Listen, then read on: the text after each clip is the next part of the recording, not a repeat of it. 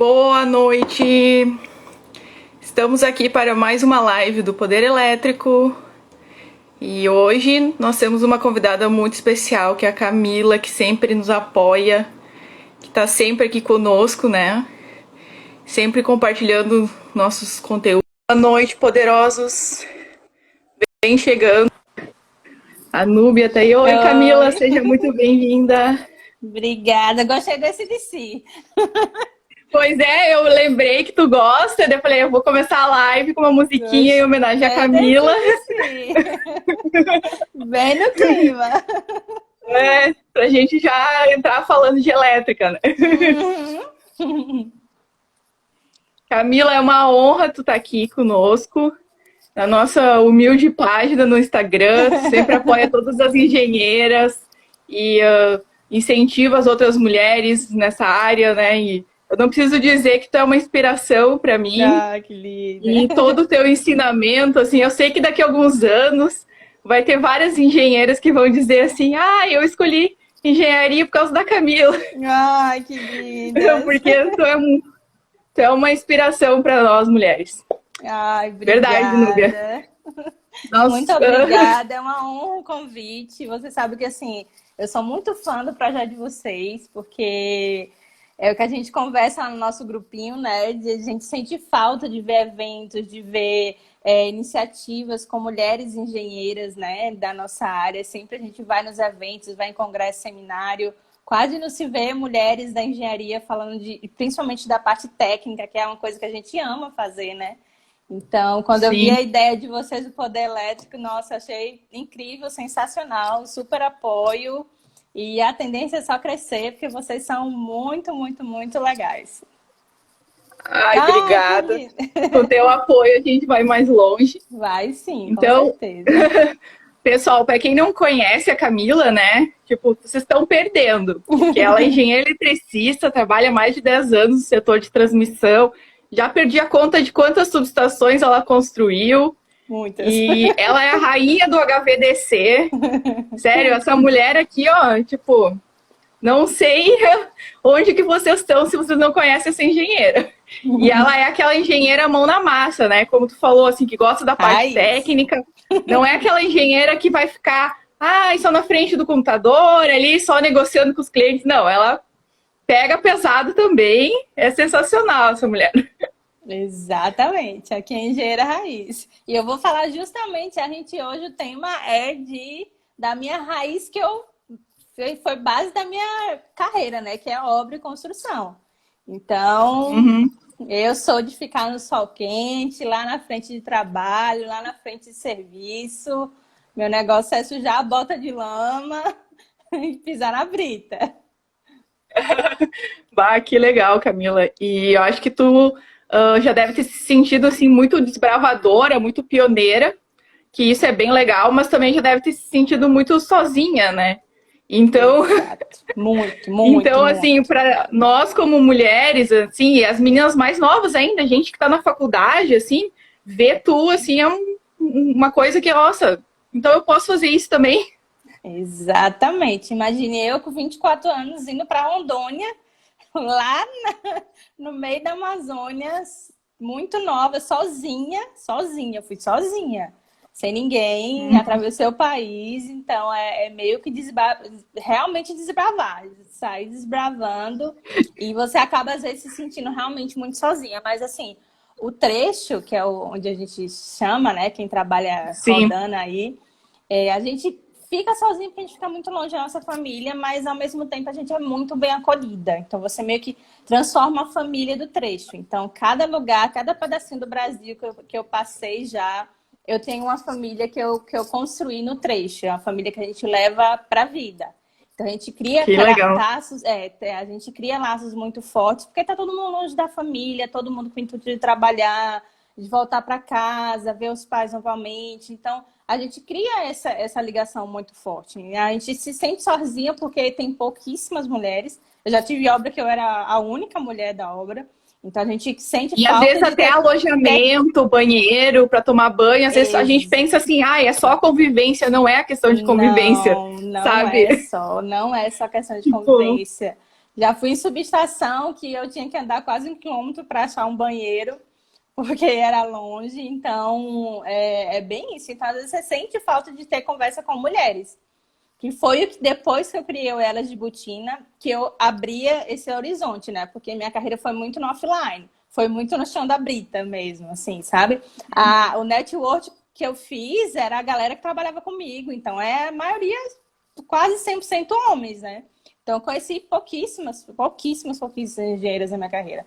Então, uma das coisas incríveis que o Instagram, o Insta me deu depois que eu criei o Elas foi a quantidade de mulheres fantásticas, maravilhosas, engenheiras que fizeram que eu não me sentisse mais tão sozinha, que eu conversasse, que é outra coisa, né? Você conversando com mulher que lhe entende, que já passou pelo que você passou, é muito, muito bom. Me senti extremamente acolhida, que foi a ideia do projeto do Elas de Botina, né? Porque a gente acaba meio que se sentindo sozinha, né?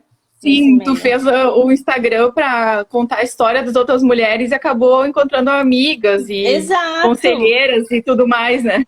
Exatamente. Acabei conhecendo mulheres fantásticas e foi incrível. Esse foi um dos presentes que eu criei. Eu não imaginava que ia ser tão incrível, que eu ia conhecer tanta engenheira nos mais diversos lugares depois que eu criei o Ela de Botina, né? Então foi muito bom essa sensação de acolhimento, né?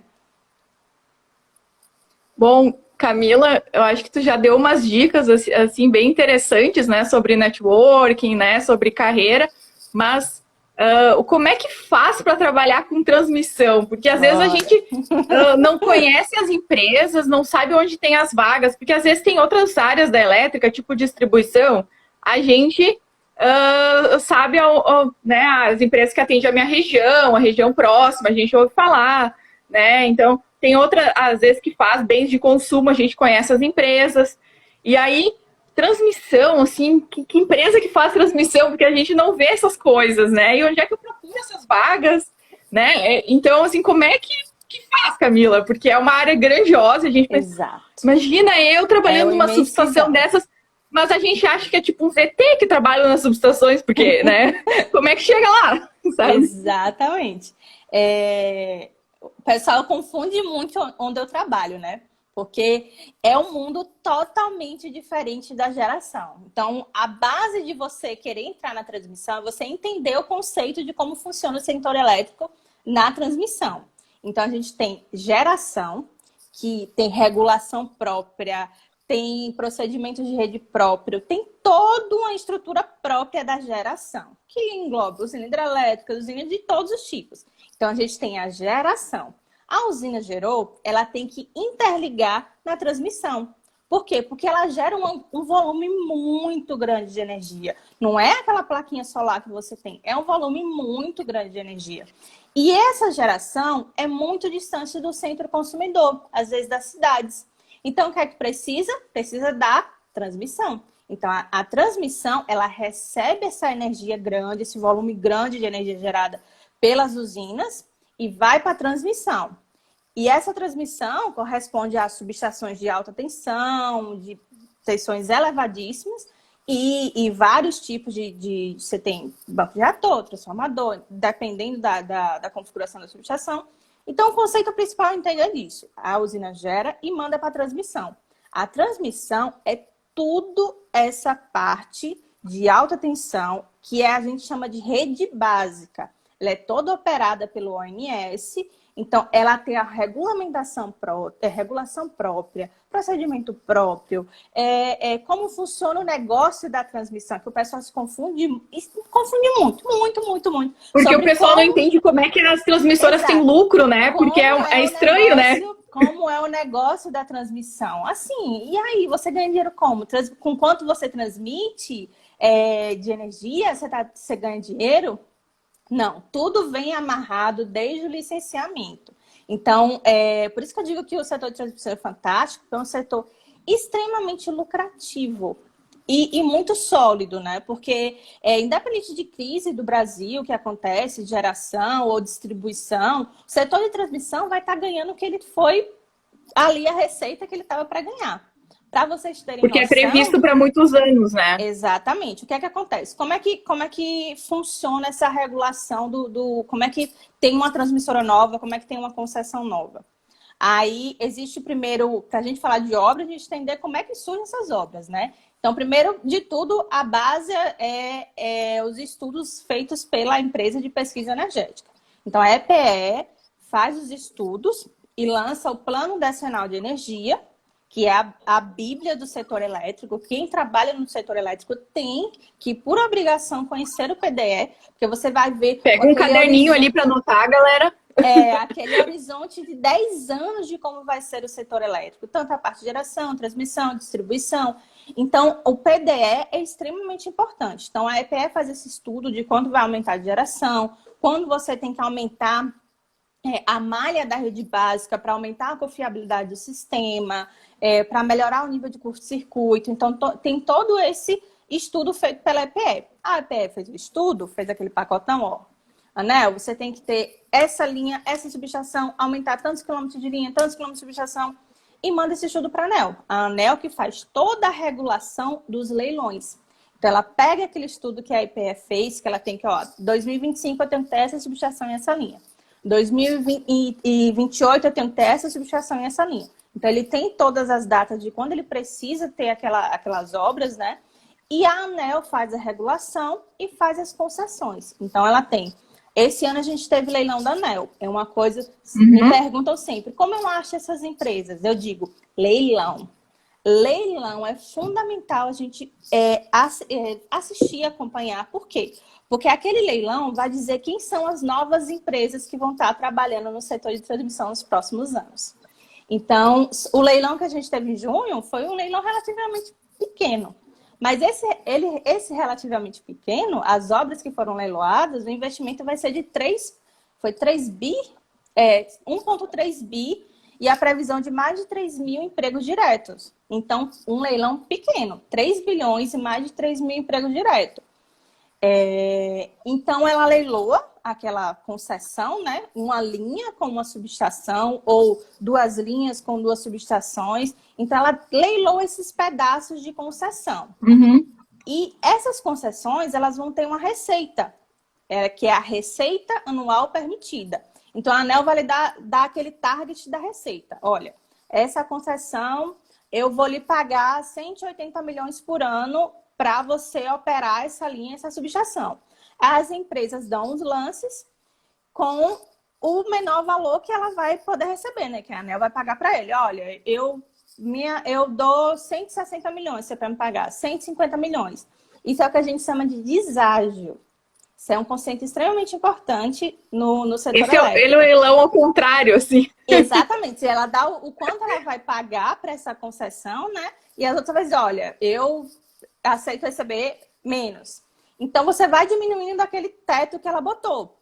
E até, porque as empresas fazem seu orçamento, né, da obra, que você geralmente tem o retorno do seu investimento em 9, 10 anos. Então, quanto menor a RAP, a receita que você vai receber, mais tempo você vai levar para ter o lucro da sua obra.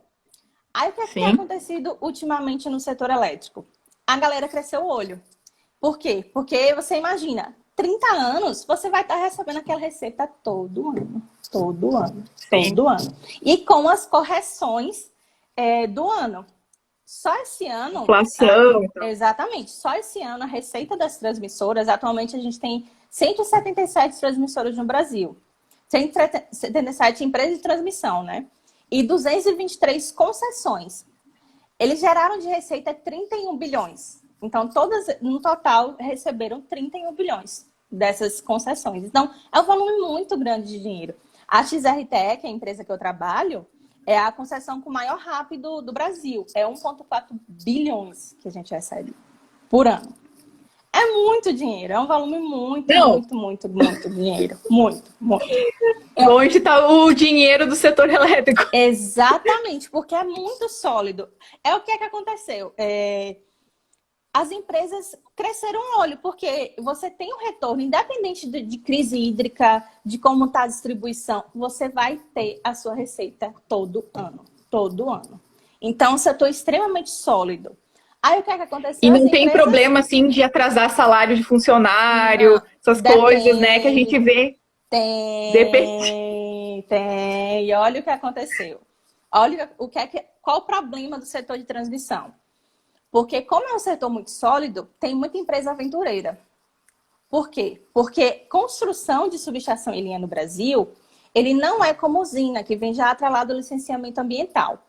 E você, quando tem a concessão, a ANEEL faz a concessão, a empresa é responsável pelo licenciamento ambiental. Não é garantia que você vai conseguir construir a sua linha, a sua subestação, naquele prazo da ANEEL, porque você é responsável pelo seu licenciamento ambiental.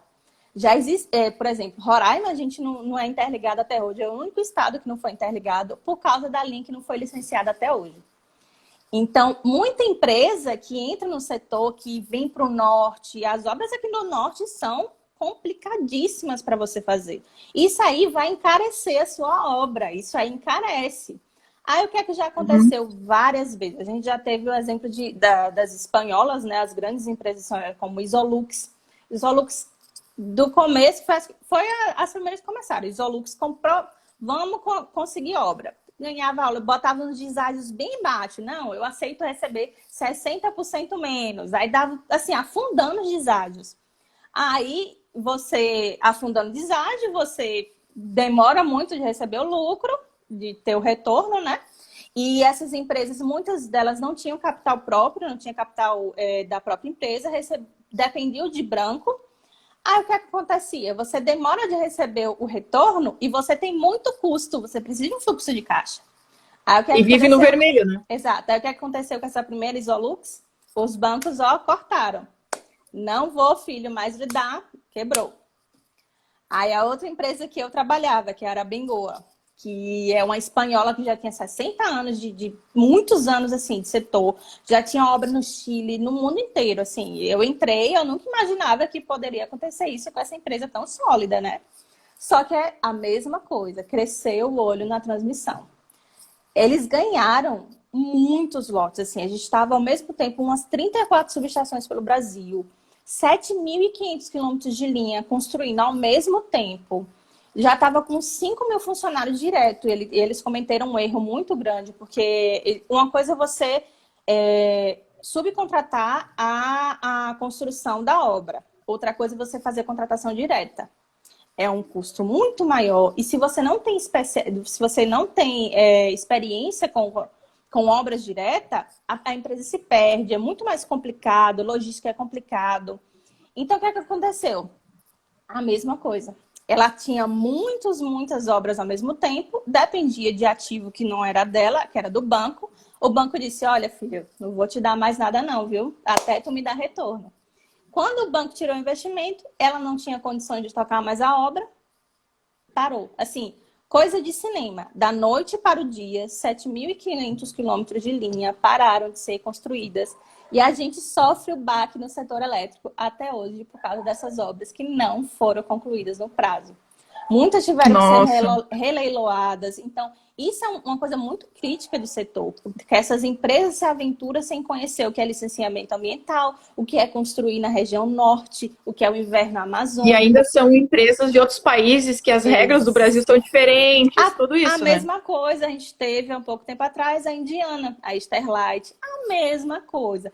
Chegou no leilão, dava aqueles deságios absurdo de 70%, que a gente nunca tinha visto na história do Brasil, um deságio de 60%, 70%, não conseguia construir. Aí a ANEEL mudou. No último leilão agora, ela colocou uma nova regulação que a empresa não pode vender a concessão antes dela construir. Então, ela tem que obrigatoriamente construir a concessão para depois vender. Porque a Sterlite vendeu para a Engie a obra que está saindo aqui de Xingu, que a gente está fazendo expansão. Tá postando os stories e tal. São mais de 1.000 quilômetros de linha, é um projeto enorme, que é o projeto Novo Estado. E eles ganharam com um deságio muito grande, não deram conta de construir e venderam para a Engie, antes de terminar de construir. E essa obra tinha sido que a Bengoa já tinha ganhado há anos atrás e não tinha construído. Então, é por isso que tá te dando dor de cabeça, porque o negócio é antigo que ainda nem foi resolvido. Não foi resolvido. Então, esse é um problema, porque é um setor extremamente lucrativo, né? Então, a Zopone, que é a construtora que construiu o Bipolo 1 construiu o Bipolo 2 aqui na subestação e construiu o Bipolo 1. Eles eram construtoras, a área dele não era subestação, eles construíam, era da área de telecomunicações. Só que eles viram que aquilo ali dava dinheiro, eles vieram para construir os bipolos, já pegaram 2 bipolos de cara, pegaram uma experiência grande de construção e viram que ali dava retorno, né? E entraram nos leilões já como concessionária. Eles já estão com 4 ou 5 concessões que ganharam a Zopone. A Zopone passou de construtora, a sede é em Bauru, é de São Paulo, é uma empresa brasileira. Então, passou de construtora para concessão. Então, cada leilão que passa, por isso que eu digo, vejam os leilões, vejam os documentos gerados na ANEEL, porque você vai ver as empresas que ganhou aquela obra, ganhou aquela concessão. Segue aquela empresa, porque você vai ver 1, 2, 3, 4 meses depois, essa empresa começando a formar equipe. Porque ela precisa de gente para fazer planejamento, de gente para fazer licenciamento, de gente para fazer a parte de construção, de gente para fazer a parte da logística. Então, eu digo, assistam os leilões, vejam, pega a lista das empresas que ganharam, como tipo MES Engenharia, Alupar, Taesa. Entrou uma chinesa nova que eu nunca tinha ouvido falar no último leilão. Então, sempre está aparecendo essas empresas e por isso eu digo... Mas além de seguir as empresas, tem que pesquisar o background delas, né? Para não pegar essas aventureiras demais. Exatamente. Também, exatamente. Por isso que eu entrei na State, né? Porque eu digo, olha, essa não tem perigo de falir. Porque saiu recentemente na Fortune, né? Das 500 empresas com maior receita do mundo. E a State é a segunda empresa com maior receita. A gente só perde para a Walmart. Então, sim, eu vi que tu compartilhou no Instagram, exatamente. Né? Então, a segunda empresa com maior receita do mundo é do setor elétrico e é de transmissão. Então, o setor de transmissão é extremamente lucrativo. E precisa de profissional com experiência. Até sem experiência, como eu mesma. Eu sou uma aventureira. Eu comecei na área de construção sem saber nada do que era construção. Sem ter me dado uma brita na minha vida, sem nada. Eu fui com a cara, a coragem e vontade de trabalhar. Entrei nessa área. Mas é uma área extremamente interessante. Então, só para ter noção de números dos próximos anos, né? No PDA 2030, a gente vai ter investimento de 108 bilhões de novas obras, de novas construções no setor de transmissão. Só de linha de transmissão, atualmente a gente tem 160 mil quilômetros de linha e vai aumentar para 200 mil quilômetros. Vai ter mais construções de 40 mil quilômetros de linha de transmissão. É muita coisa. É muita obra. Nossa. É muita coisa. 40 mil quilômetros de linha de transmissão. Além das linhas de transmissão, a gente tem as subestações. Então, a gente tem atualmente uma capacidade de transformação de 384 GVA, né? Vai aumentar mais 140 GVA. Imagine o tanto de subestação que vai ter. Por quê? Porque a gente aumenta a geração, a gente tem que ter linha em subestação para escoar essa energia, para aumentar a confiabilidade do sistema, que a gente sabe que o sistema é todo interligado. Só que aí você entra geração, entra eólica, você vai mudar o nível de curto-circuito da rede, você vai mudar o fluxo de potência. Então, isso aí precisa de linha e de subestação. Então, é um setor que não para de crescer e não para de necessitar demanda de profissional nunca. É tanto que desde que eu comecei a trabalhar, eu nunca parei. Nunca. Sim, eu recebo e tu é bem disputada no mercado, né? Até hoje. Então, eu digo, é uma área excelente para se entrar, para trabalhar. Porque você imagina, esse eu estou falando de construção. Imagina, 40 mil quilômetros de linha construiu, não sei quantas subestações. Tudo isso precisa de operação e manutenção. Então, é uma parte do setor. Depois que terminar a obra, ainda tem muito emprego, né? Você precisa de operar e manter. Então, obra em transmissão é uma parte do setor, é uma parte muito grande do setor, que você precisa de civil, de elétrica, de mão de obra direta, de mão de obra indireta, você precisa de equipamento, você precisa de suprimento. Então, é uma rede que gera muito, muito, muito emprego, necessita de muito trabalho. E até engenharia ambiental, né? Nossa, agronomia, essas outras coisas que a gente acha que é mais vista. Exatamente, a parte de fundiária é extremamente crítica aqui no Pará mesmo, é uma região extremamente complicada, as áreas, a parte ambiental, então requer muita dos estudos ambientais, né? Então, eu digo, obra, construção de subestação, linha, é uma área fantástica. Foi a área que eu passei mais tempo, né? Dos meus 10 anos de carreira, 8 foi construindo subestação. Então, minha base foi construir subestação. Camila, tu não tinha experiência quando tu começou nesse mundo de construção, mas tu acha que tu deu sorte ou é um setor que realmente contrata pessoas sem experiência no setor? Porque eu já vi vários setores que, assim, as vagas lá é obrigatório ter experiência em tal coisa. Daí, tipo assim, não é muito fácil para quem está fora do setor de transmissão ter essa experiência no currículo, né? E porque, né, como a gente está comentando, são empresas grandes, empresas poucas, né, comparado com o resto dos empregos.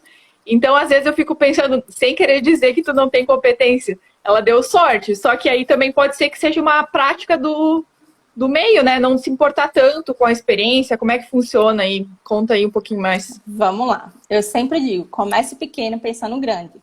Foi o que eu fiz. Porque o que é que acontece na concessão? A dona da concessão geralmente é State Grid, uma empresa muito grande, e eles subcontratam construtoras para construir a obra.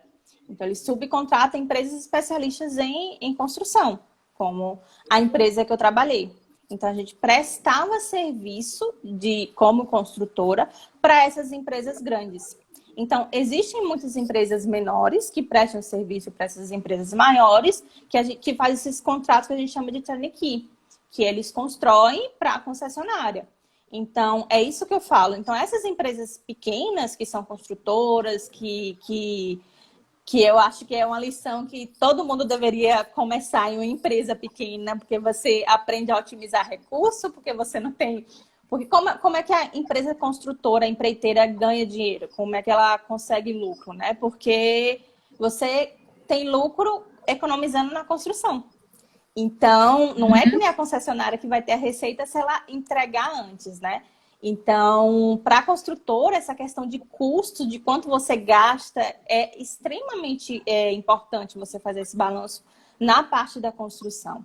Então, começar em uma empresa pequena, você aprende a sobreviver com pouco e fazer com o que você tem. Então, foi isso que eu fiz. Eu não tinha ninguém no setor para entrar, né? Eu entrei porque a minha mãe falava de mim para todo mundo no supermercado dela, e um engenheiro escutou falando de mim e me ofereceu essa vaga que ele estava precisando de um engenheiro lá em Porto Velho, porque ninguém queria ir para Porto Velho. Isso que é um diferencial do setor de transmissão. A ANEEL adora botar a subestação naqueles lugarzinhos assim, sabe? Bem longe, que ninguém nunca ouviu falar, porque todo mundo fala assim. Que não tem nenhum mercado para comprar comida. Eu quero trabalhar, eu quero... eu preciso de gente, não sei o quê. Mas só que você abriu o leque para esses lugares, porque assim, eu fui muito nova, eu tinha 24 anos, recém saído da universidade. E eu não tinha custo nenhum. A empresa bancava absolutamente tudo. A minha moradia, o meu carro, eu tinha que fazer as refeições lá. Então, meu salário não era um salário, era um salário pequeno, porque eu estava no início. Eu digo que eu aceitava de graça, só pela experiência, pelo currículo que eu tive de montar um bipolo, porque assim, foi... Na verdade, eu digo que eu aliei a oportunidade que eu tive, porque foi uma porta que, assim, se abriu para mim.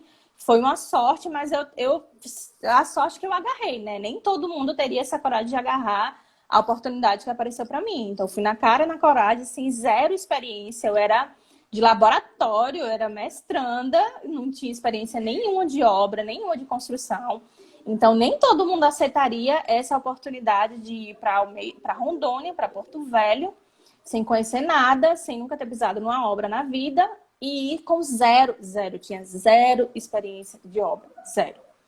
Mas eu tinha muita vontade de trabalhar, muita vontade de trabalhar. Eu tinha muito interesse, eu tinha uma garra de trabalhar muito grande. E porque E ainda era mais nova, tinha mais energia, exatamente, né? Aquela coisa nova, toda, energia. Então, às vezes, você fica muito bitolado, não, eu quero uma oportunidade na minha casa, ganhando isso, na State Grid, na Taesa, e não vê as pequenas oportunidades que você pode ter, sei lá, no meio da Amazônia, né? Tem. Mas o problema é que ninguém quer vir. Aí não é porque não tem vaga, é porque tem vaga, mas nem todo mundo tem essa capacidade de ir. E eu digo assim, assim, você evolui Absurdamente, absurdamente. Nem todo mundo tem essa capacidade realmente do trecho, mas é uma área que demanda profissional, porque nem todo mundo tem essa de ir, né, para os lugares, mas para quem vai, você consegue essa experiência muito rápido em pouco tempo. Porque você vê que essa pessoa consegue se adaptar aos mais diversos lugares, às mais diversas situações. E então as empresas já veem com outro olho. Essa pessoa que sai dessa zona de conforto, né? Que sai da sua região, que vai para esse lugar. Eu digo, olha, eu ia para Porto Velho para receber zero, só para a oportunidade de eu estar trabalhando no Bipolo de corrente contínua, né, gente? Uma HVDC na minha frente. Eu digo, olha, eu ia para vir aqui para receber. Porque assim, isso me abriu as portas para o setor. Porque lá eu prestei serviço para a Bengoa, que foi a empresa que eu trabalhei depois, para a multinacional. Sim. Nessa empresa pequena, comecei nessa Oi. empreiteira. Oi, tá me ouvindo? Oi, Acho que agora voltou. Voltou. voltou? Então, eu Sim. comecei nessa empresa pequena, então a gente prestava serviço para as empresas maiores.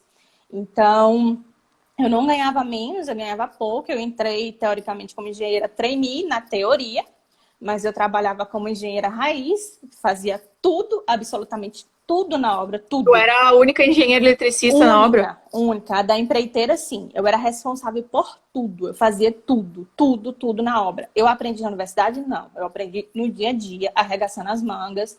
E o que eu não sabia, futucava. Eu sempre fui muito futuqueira, né? De pesquisar. Veio de pesquisadora, né? Então, eu não sabia, eu pesquisava, eu perguntava. É uma coisa que eu nunca tive medo de fazer, é de perguntar. Então, isso gerou uma confiança muito grande dos encarregados, de todo mundo que trabalhava a equipe. Eu tomava conta de mais 100 homens. Então, isso gerou uma confiança muito grande. Eu digo, olha, eu não sei tudo, não aprendi tudo na universidade, a gente não aprende tudo. E eu confiava muito, porque aqueles caras tinham o quê? 20, 30 anos, eu estava recém saída da faculdade, os caras já estavam trabalhando na transmissão. Confiava plenamente. O meu encarregado de montagem falava, ó, filho, eu assino embaixo. Você está dizendo, ó, vamos melhor, vamos fazer desse jeito. Porque os caras já tinham muita experiência, muita. E na construção, a gente já pega o projeto pronto, a gente só executa. Sim. Só que não confia 100% no projeto, né, gente? Porque... Sempre tem que revisar, né? Exatamente. Não confia 100% no projeto, porque sempre tem aquelas interferências. Porque o que acontece com o projeto? A gente tem em construção a parte civil, a parte eletromecânica, a parte de proteção e controle. E geralmente essas projetos que são grandes, então, o engenheiro civil que faz a parte de drenagem, outro que faz a fundação, outro que faz as canaletas. Aí tem o engenheiro eletromecânico que faz o suporte do equipamento. Aí tem o fabricante do equipamento que fabrica o equipamento. Aí tem o cara do comissionamento que faz a parte, testa a parte elétrica. Aí tem o De eletricista. testes. Aí quem junta tudo isso? O pessoal da construção, né? Que vai juntar esse todo negócio. Aí você acha que vai dar bom? Não vai dar bom. Sempre tem alguma coisa, um suporte que não... Até porque o pessoal do projeto normalmente está cada um num escritório e nem se conhece, né? Canto, exatamente. Aquela fundação que o suporte não encaixa no chumbador. E aí você faz o quê? Você dá seus pulos, porque tem que encaixar. Então, o equipamento, que é a furação lá do isolador, precisava de uma basezinha que está diferente do suporte. E aí, o que você vai fazer? Você tem que dar seus pulos, né? Então, muito disso... E tu era a única engenheira da construção. Exatamente, da construção disso. Porque você tem um prazo para entregar a sua obra, o prazo está correndo ali, e o prazo da ANEEL tem que entregar no prazo. Não entregou no prazo, começa com multa, multas absurdas. Então, os prazos da ANEEL são extremamente, assim, rigorosíssimos. Então, você tem que dar seus pulos, porque é uma pressão constante para você entregar. Aí você pega aquele equipamento que o painel está de um jeito, o campo está de outro, e o eletricista botou o projeto de proteção e controle, era para ligar em um canto e no outro, você vai no painel, cadê o cabo? Não está aqui. Já vai bater cabo. Cadê esse cabo? Cadê esse cabo? Então, tudo isso é os pepinos da construção que a galera vai ter que aprender. Então, por isso que eu digo que você evolui muito rápido em obra, muito rápido, porque é muito problema que você tem que resolver rápido. Então, você tem que ser muito bom em solução de problema e pensar rápido, ágil, porque o tempo está correndo. A gente já disse que obra já começa atrasada, né? O cronograma atrasado.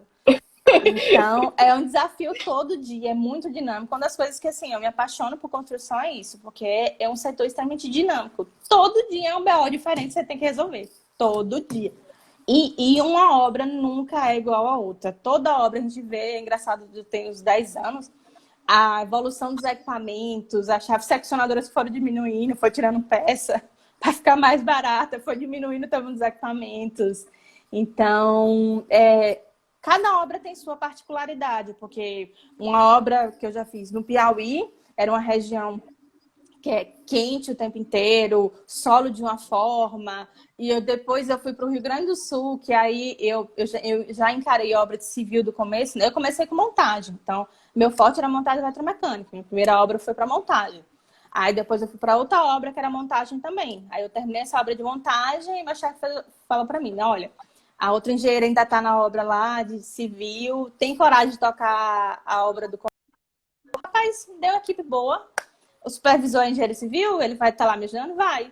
O contratante, né, a empresa que era contratante, vai. Então, vamos lá, né? Eu não sabia o que era tubulão, o que era estaca-hélice, o que era rebaixamento lençol freático. Começou a fazer a fundação, era uma sapata gigante, era um B de acesso. Aí tu foi no CREA depois dessa obra, já pediu tua habilitação na civil também. Né?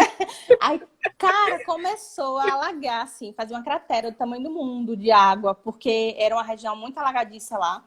E fizeram sondagem, mas aquela sondagem muito mal feita, né? Porque, né, para economizar. Aí, cara, começou a abrir uma cratera, porque a sapata era grande, de água. E eu, meu Deus do céu, quanto isso vai me custar para resolver esse problema? Eu só pensava isso, né? Empresa pequena, você pensa, não tem dinheiro. O dinheiro é apertado, né? Vai vir uma multa amanhã aqui. E aquele, não, calma, tem que fazer o rebaixamento do lençol freático. Que diacho é rebaixamento do lençol freático, minha gente? Calma, dá certo. Aí lá vai eu procurar empresa, contratar, porque toda a gestão era minha. Então, eu acabei aprendendo sobre o tamanho de ferro, que era armadura, que você precisa de armador, de carpinteiro, tudo isso porque eu fazia a gestão da obra inteira. Então, toda a compra de material, todo concreto que tinha que pedir, eu pegava os volumes que eles passavam, né, para mim, mas era eu que tinha que pedir concreto, aprendi o que era slump, tudo isso. Eu aprendi na universidade? Não. Na cara dura e na coragem aprendi. Então, que era riblock, dreno poroso. Então, aprendi tudo isso. Bidim, na elétrica, a gente não aprende muita coisa de obra, assim, né? Pensa assim, só fica lá calculando as coordenação dos relé e chega na prática. Mas eu digo, eu valorizo muito os aprendizados, né? Porque eu tenho outra visão totalmente diferente da subestação. Porque eu sei desde o que está enterrado na subestação até o que está ligado no relé. Eu sei tudo. Então, eu sei o completo da dificuldade que é construir uma subestação, do processo construtivo da subestação, que não é uma coisa simples, que leva tempo, que você precisa de muque, que você precisa de retroescavadeira, que você precisa de PC. Então, a minha visão de obra, eu digo hoje, eu consigo construir uma subestação com a mão atada, de olho fechado, de fazer de tudo. Da parte administrativa, tudo. Porque eu comecei pequena. Essa empresa pequena que eu comecei, eu passei 3 anos e meio para sair dela, né? Mas eu ralei muito, eu aprendi de tudo. Era eu que comprava ferramental inteiro. Eu já montei um canteiro que eu comprei todo... Quando eu fui para Bengoa, que eu era coordenadora de obra, eu montei o canteiro inteiro, comprei todas as ferramentas. Foi meu sonho de princesa engenheira. Eu comprei todas as ferramentas. Aí tinha muito dinheiro, né? A Bengoa tinha dinheiro, né? Do banco. Então, ele tacou comprar ferramenta. Nossa, menina, eu fiz uma festa. Comprei um monte de ferramenta. Tudo as ferramentas possível e imaginável que podia. Então, eu entendo realmente, desde a estrutura da civil, e que se eu ficasse acomodada, digo, olha, não, eu sou engenheiro eletricista, eu não vou fazer isso de gestão de obra civil, porque eu sou engenheiro formado em eletricista. Eu digo, olha, vamos aprender. Tá? A parte administrativa, que eu comecei nessa obra, eu passei 3 meses sem administrativo. Eu sabia o que era rescisão, o que era assinar carteira, o que era... Não, eu aprendi na raça. Com 1 mês de obra, 1 mês de construção, a gente teve lá em Rondônia uma auditoria do Ministério do Trabalho de Brasília. Em 4 dias, eu tinha que juntar a documentação inteira dos 100 funcionários, assim, uma documentação muito grande. A partir dali eu já virei calejada de auditoria, que é que você precisa ter totalmente organizado. Eu digo, ó, eu virei auditoria, Nossa, virei tu passou fera. por todas as áreas. Tudo, tudo.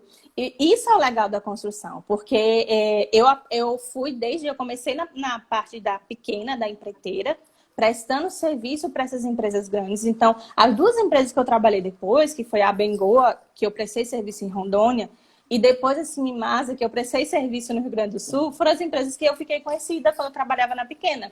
Então, por isso que eu digo, comece pequeno. Porque e faça um bom trabalho.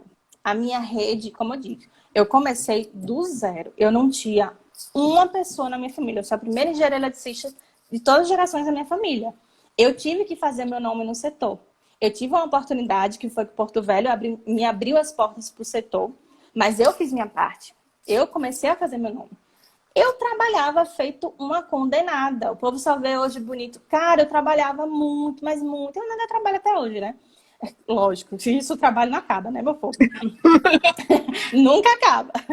E, então eu trabalhava muito, mas muito. A parte de comissionamento, a parte de, nossa, final é uma loucura. Porque assim, quer trabalhar no setor Tem que cumprir os elétrico, prazos, né? quer trabalhar com transmissão, acostume-se com horários malucos. Porque enquanto todo mundo está dormindo, a gente está atacando para testar para ver se aquele negócio vai funcionar, né? Porque se der De madrugada. para todo mundo dormindo. Então a ANS só libera esses desligamentos à noite.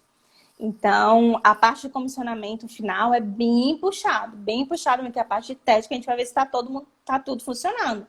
Então, eu fiz minha rede offline. Eu fiz totalmente a minha rede offline, de todo mundo ficar conhecido no setor. Eu fiquei conhecida como a engenheira que lança cabo. Porque começa a Tu final ia de lá obra... e pegava pesado junto, né? eu ficava na frente do menino, bora lançar esses cabos. Porque Ai, tá, assim, acho que travou de imagina, novo aqui. voltou? Voltei? Voltou. Ah. Voltou. Porque Porto Velho, os lançamentos de cabo, a gente tinha lançamento de cabo que era 1.000 metros de lançamento. E sabe como é que lança os cabos na canaleta? É no ombro, gente. Não é? Ele não brota na canaleta, não. Você bota uma fila de 10, 15 cabas com o cabo no braço e você vai lançando mão a mão. Então, é muito manual. Muito manual. Então, eu ficava na frente de lançamento dos cabos, lá, bora, galera, vamos lá. E quando chegava final de obra, que você tinha que enxugar o pessoal, porque as medições começam a diminuir, você fica começando a tirar pendência, então o seu retorno fica muito pouco. Então você tem que dispensar o pessoal. Então você acaba ficando com a mão de obra muito mais enxuta. Só que aí no finalzinho é quando começa os BO, né? Eita, cadê esse cabo que não estava aqui? Não, o cabo não está aqui, não chegou aqui. Lá vai eu me enfiar em caixa de passagem para estar seguindo o cabo. Bora. Os meninos passavam, tava eu na casa de passagem procurando pra seguir o Então, cabo. o senhor cabo, né? Não tem um cabo fininho, né? Não, Levinho. você vai dando toquinho no cabo, vai puxando, ó, vai, esse não. Então, eu sempre fui muito mão na massa, sempre gostei de aprender na prática mesmo, em obra, construção. Pegava o final de semana do domingo, não, me ensina aí a prensar esse terminal aí, como é que faz um painel? Não, você tem que pentear o cabo, você tem que pegar... É tipo um pentezinho de madeira, que você tira o cabo lá, decapa. Então, eu aprendi a fazer tudo. Meti a mão na massa com os meninos. Porque eu estava na frente cobrando aquilo, então eu tinha que saber fazer. Então, era meio uma obrigação saber Muito fazer bem legal. feito. Você tá puxando lá o terminal, olha, filha, você tem que puxar, prensar assim, puxando, tá saindo.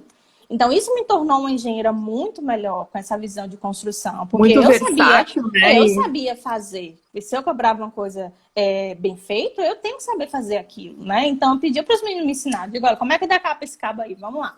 Pegava, fazia, decapava o cabo, tirava o cobre lá, desenrolava, estanhava lá a blindagem. Então, fazia tudo. Então, eu passei a fazer meu nome nisso, porque eu era pau para toda a obra mesmo. Tava lá para construir, para trabalhar. A gente diz o trecho assim, o trecho tem o ônus e o bônus, né?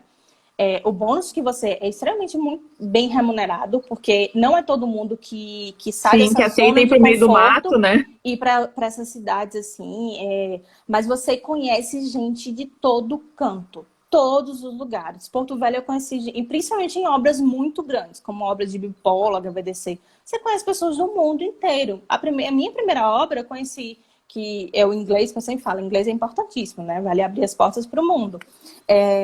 Primeira reunião que eu tive, que eu fui falar inglês, assim, com um gringo, foi na reunião, né? Que eu tava a gente tinha os suecos que foram montar, né, o bipolo, que era o bipolo da BB. Então, nossas reuniões diárias eram todas em inglês. Então, eu era a única brasileira e mulher. E a galera muito mais velha que eu. E eu tinha que falar, como eu era da empreiteira, eu tinha que falar o que é que eu tinha feito no dia anterior e o que é que eu ia fazer em inglês. Era aquela, ou eu falava, né, gente? Porque não Sim. tinha escolha. Então, ou eu falava, eu falava. Então, perdi o medo e fui falando. Depois foi, tô me comunicando, tô me entendendo? Então, pronto, tá ótimo, filho. Tá, meu inglês tá maravilhoso. Então, ali foi outra coisa que me abriu, né, mais ainda as portas para o setor. Então, eu fiquei muito conhecida nessa área, porque eu conheci gente do mundo inteiro e muita gente de vários lugares, do Brasil inteiro você conhece em obra. E então, comecei a fazer meu nome assim, no boca a boca, na Rádio Peão. E a Rádio Peão é danada, filho. Se você faz bem feito, ela vai falar muito bem de você em todo É pro canto. bem e pro mal, né? Exatamente, agora errou, pronto, filho. Você vai ser conhecida, que a gente chama de setor de transmissão, o setor elétrico é uma pracinha. Você reencontra a galera, assim, em todo canto. Eu tá aqui em Xingu, tava um eletricista fazendo uma chave seccionadora, né? Aí eu fui ver ele fazendo lá, ele, a senhora que é a dona Camila, engenheira e tal. Aí eu sou, ele, eu sou de Ceará, de Milagres, que a gente diz que a Milagres no Ceará é a terra dos eletricistas e Banabuyum é a terra dos montadores. Que é só o que tem, Nem sabia disso. que foi passando de pai para filho, então ficou uma geração de eletricistas. Todo lugar que você vai ter um eletricista de Milagres do Ceará. Então ele era de Milagres e a construção que eu fiz da Bengoa, eu fiquei lá em Milagres também. Aí eu já trabalhava com muita gente lá. E, eu sou lá de Milagres, conheço não sei quem, não sei o quê, já tinha me falado na senhora, que bom, falaram coisa boa, falaram, então bom, tá ótimo. Então você nunca sabe, É um você vai ovo. ser, você é conhecido em todo canto. Então essa rede que eu construí foi muito forte no offline, sabe? Isso eu fiquei com isso. Quando a Bengoa me chamou para trabalhar com eles, né, que eles estavam com essas grandes obras, o pessoal que eu tinha trabalhado em Porto Velho, nas outras, me falaram que o Te gerente recomendou.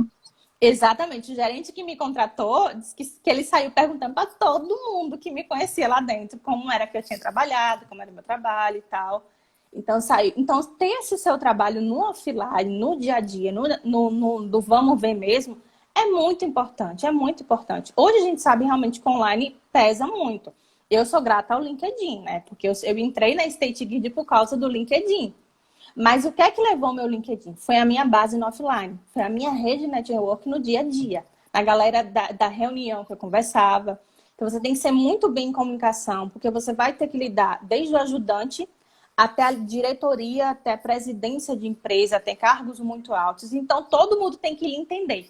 Essa é uma habilidade que você tem que Uma ser. coisa que às vezes as pessoas não entendem de LinkedIn ou Instagram, assim, eu criei meu perfil lá. Então agora sim, agora eu vou conseguir um emprego, agora não, tu tem que fazer o networking, o perfil é só o primeiro passo. Aí tu tem que Exatamente. construir essas relações com as As suas pessoas, né? relações, exatamente. Então, eu fui construindo a minha rede no trabalho, né? No dia a dia. Então, como eu fazia obra no Brasil inteiro, rodava muito, então você acaba ficando conhecida nessas áreas, né? Então, e o salto grande que eu tive foi quando eu saí dessa empresa pequena. Porque quando terminou Porto Velho, eles me chamaram para trabalhar com eles. Só que eu não me sentia ainda preparada para entrar numa multinacional. Eu mesma queria mais essa vivência da empresa pequena, porque eu lidava com tudo. O aprendizado era muito maior, muito maior. Então eu amadureci mais até dar o passo de não, agora eu vou. Agora eu acho que eu já aprendi o que eu tinha que aprender na minha base, que foi na empreiteira, na empresa pequena. Então eu tenho uma base sólida, tenho muito apresentado de visão de tudo, de homem-hora, de tudo de obra. Então agora eu vou para o jogo grande, que foi para a multinacional. Então, quando eu fui para a multinacional, eu passei a tratar diretamente com a diretoria da empresa. Eu tinha reuniões semanais com a diretoria da empresa.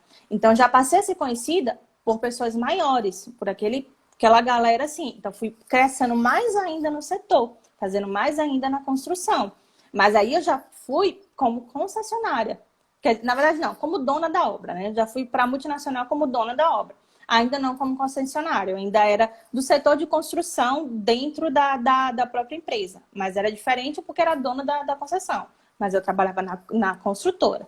Então, aí da Bengol, a Bengol quebrou, eu fui para a Simimasa, que eu já tinha prestado serviço no Rio Grande do Sul. Eles já tinham visto o meu trabalho. Na época que eu estava na Bengol, eles me chamaram para trabalhar com eles, só que eu estava bem, não sabia. Então, eu saí de um e fui para outro. E quando eu estava na Simimasa, a State Grid me chamou para trabalhar com eles pelo LinkedIn, que eles foram conhecendo, viram meu trabalho, na verdade, meu currículo, porque eu não postava nada. Fui postar meu LinkedIn esse Mas ano. tinha lá as palavras-chave, né? De Exato. bipolo, subestação, HVDC. Então também não é só cadastrar os empregos, não, né? Tem que botar as palavras-chave na descrição. Eu sempre mantive meu currículo atualizado. Então, a State, um Headhunter, me achou no LinkedIn, que eu tinha experiência, porque poucos engenheiros do Brasil tinham experiência com construção de HVDC, com montagem de HVDC, e eu tinha. Então, a State me chamou e eu fui trabalhar com eles. Então, eu comecei na empreiteira, fui para a construtora da multinacional e cheguei na concessionária. Porque na State eu entrei como engenheira da concessão. Eu estava representando a concessão. É tanto que depois que construiu, depois que a gente finalizou o Xingu, eu fiquei eu fiquei no pós, né? Hoje eu sou da engenharia do bipolo. Então, eu fiz esse ciclo da construção. Hoje, atualmente, eu estou na geração. Mas é um setor muito, muito, muito de obra, assim, fantástico. Que para começar, para quem está começando, você não vai ter custo nenhum. A empresa vai bancar tudo para você.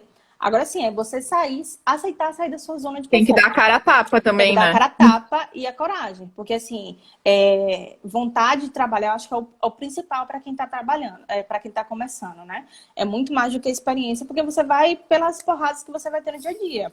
Então, a vontade de trabalhar, como é que se diz? Essa vontade mesmo de trabalhar. Tipo, não tem tempo ruim, né? Porque assim, eu não quero comer pão com queijo todo dia. Não, tem dia que é o que tem, de café da manhã e paciência, né? Você falou uma coisa perfeita. Eu sempre fui muito consciente da escolha do que eu fiz de trabalhar no setor de construção, de começar a base da construção, nas obras. Então, eu sempre falei, olha, eu aceitei trabalhar isso, então eu não tenho como escolher a cidade que eu vou morar. Eu não tenho como escolher o cardápio que eu vou comer.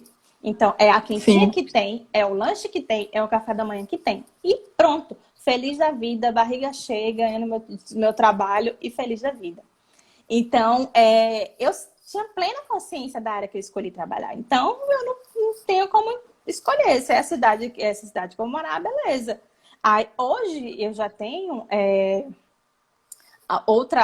hoje eu já posso escolher realmente, porque já tenho 10 anos de mas depois trabalho. De ralar muito, né? Depois de ralar muito, mas depois de ralar muito, muito, muito.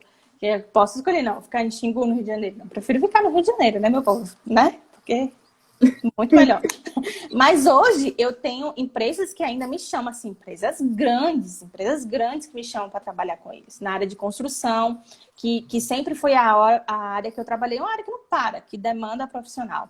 Mas só que era aquela, eu já tinha 8, 9 anos de experiência em construção. Então, já estava se tornando meio que assim, para mim, mais do mesmo. Apesar de que toda obra... Já estava cansada de pegar o sol na testa todo dia. Também, né, gente? Também, né? Porque o pior, às vezes, cansa de levar sol na cara.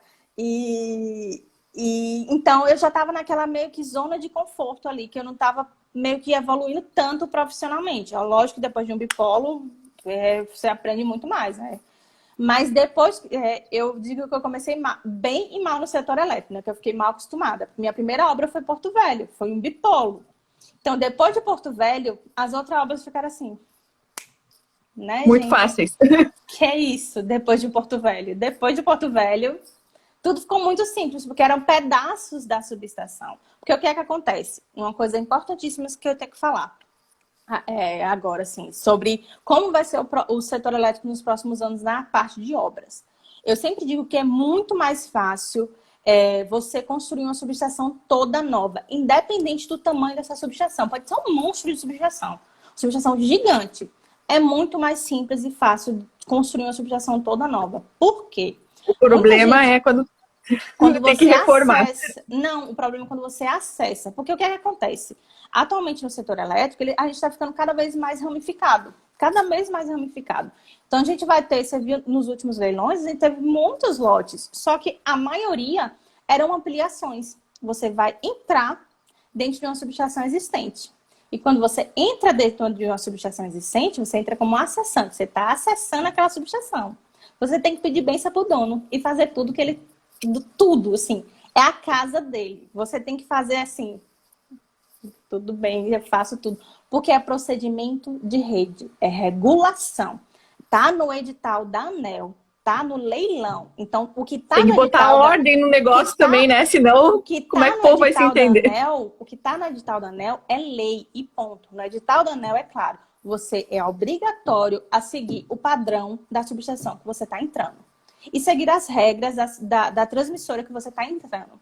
Aí o que é que acontece? A gente tem 177 transmissoras do Brasil. Cada uma tem sua regra, filha. Cada uma. A gente tem que obedecer o procedimento de rede no ONS. Mas cada uma tem sua regra interna.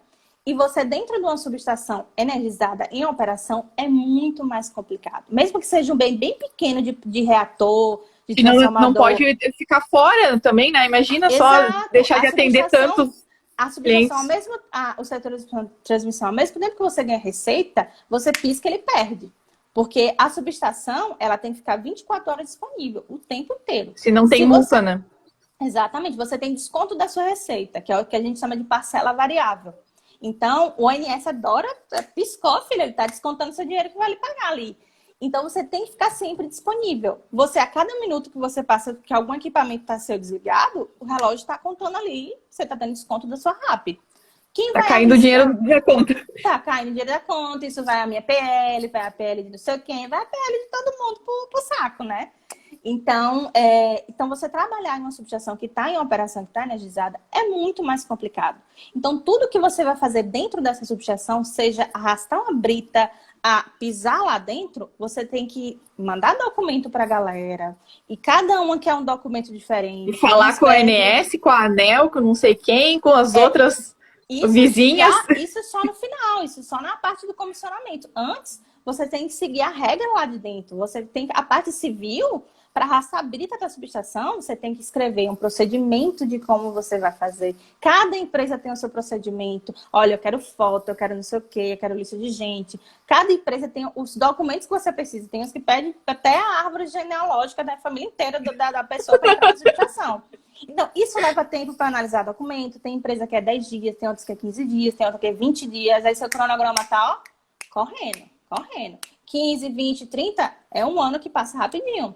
Por procedimento de rede, porque assim, quando a gente acessa, você vai interferir naquela região. Então, você vai acrescentar uma canaleta, como agora a Engie está fazendo lá no meio da gente, acrescentou uma canaleta, ou um eletroduto, ou você vai acrescentar, sempre tem um painel de interface, então você vai botar mais um painel na sala de relé, nossa. Então, tudo isso tem projeto.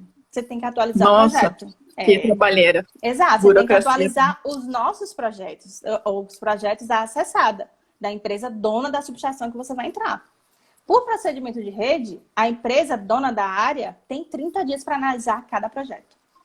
Eu tenho 30 dias para analisar e aprovar. 30 dias para o empreiteiro, para a consultora, é um mundo. É um mundo. Então, seu cronograma, se você não assim, for muito assim, certinho, vai assim, ó, para história rapidinho. Isso para você construir. Quando começa comissionamento? Quando começa a energização? Você tem que, geralmente, ligar em barras que já estão energizadas. Você tem que, às vezes, atualizar a proteção de barra. E você tem que desligar. Meu Deus. E você tem que desligar. Tu nem deve dormir nesses dias, Camila. Você precisa desligar a barra para você ligar aquele equipamento. E o ONS não está nem aí para o que você quer. Ele vai lhe dar a barra quando o sistema permitir. Que depende de geração, depende do que é que está acontecendo na hora. Então, quando você pede, que é geralmente com 30, 40, 50 dias de antecedência esse desligamento, o ONS pode chegar no dia e dizer, olha, está indeferido porque em Manaus teve não sei o quê e eu estou precisando dessa linha e você vai fazer outra coisa. Não vai desligar essa barra agora. É o que já aconteceu comigo. Eu terminei a obra no Piauí, a gente concluiu tudo. O ONS liberou o desligamento 3 meses depois. E ficou lá com uma cara de palhaço. Aí eu fui para o Rio Grande do Sul. Aí eu fui para outra obra. Aí o meu chefe falou, não, vai para a obra do Rio Grande do Sul. Porque assim, então isso, acessar a subestação... Camila, eu não queria te cortar, mas o Instagram tá nos cortando. Já? Oi, gente, pois é. Já, sério, gente, é uma aula com a Camila, eu que ficaria aqui a noite inteira ouvindo com ela. Mas É. O as tema, histórias dela são sensacionais. olha, Mas obra é fantástico. Transmissão é fantástico, gente. Tem muito, muito, assim, muita área.